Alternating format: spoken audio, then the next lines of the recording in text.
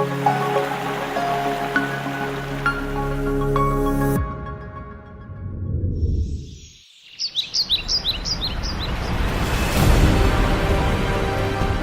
snowmelt has always supported life as we know it in California. The mountain snowpack in the western U.S. is what allowed the civilization to exist out here. But today, we live in a state of extremes, from historic drought to record-setting rain. Climate change is impacting us already, and it's just going to get more severe. Which means it's more critical than ever to capture and store what we can, when we can, however we can. I'm just awed by how impressive it is and how much water is in it. You almost feel like you're in the ocean. Diamond Valley Lake doubled Southern California's water storage. Brett Yamasaki helped the massive project take shape. I was out here for 4 years during the construction to see the whole valley kind of transform.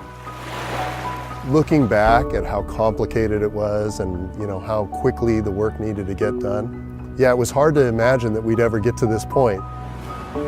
The Metropolitan Water District of Southern California, which supplies drinking water for 19 million people in the region, built this reservoir after first ever water rationing during the '91 drought.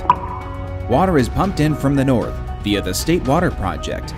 Along with the high-capacity delivery system, you're looking at a $3 billion investment. For the water security it provides, worth every penny.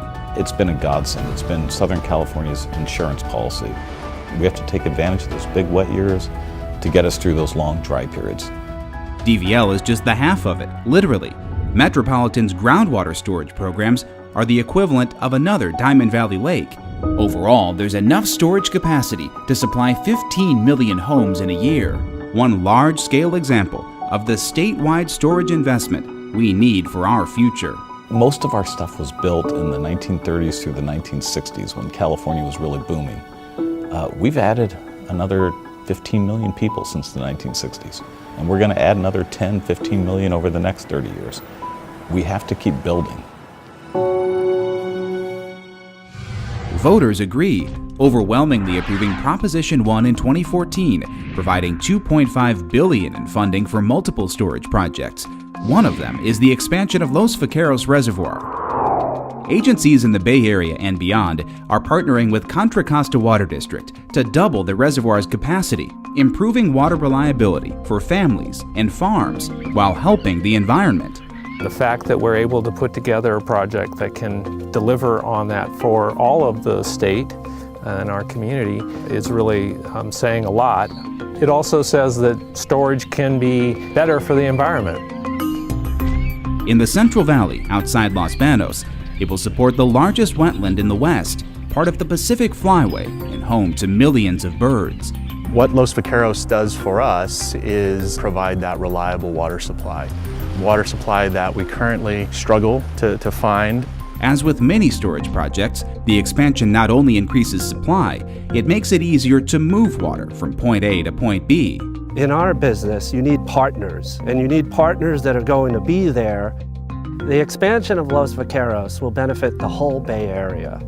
It's another tool in our toolbox, and when used appropriately in combination, all of these tools can lead to a much better situation for all of us. With climate change looming and our population growing, we have to make the most of the water we have, which brings us back to our snowpack, our biggest reservoir that eventually supplies water for millions of Californians. High above the Central Sierra, NASA scientists are answering a critical question. We're trying to fill the void in the knowledge of how much water is up in the mountain snowpack. The Airborne Snow Observatory uses cutting-edge equipment to precisely map the snowpack. The combined measurements then allow us to know how much water there is in that mountain snowpack, and then how fast it's going to melt at the top of that column of snow. Early on, they've been far more accurate than traditional snow surveys, which happen on the ground, miles apart. Every last drop of water is more and more accounted for. In the long run, forecasters believe warmer temps may lead to more rain and a smaller snowpack, which means we have to keep building, because just letting this water rush out to sea is a missed opportunity we can't afford. And that means we have to keep investing and we have to keep paying for it. But it's critical to our future. You know, our grandparents did it, our parents did it, and we have to do it for our kids.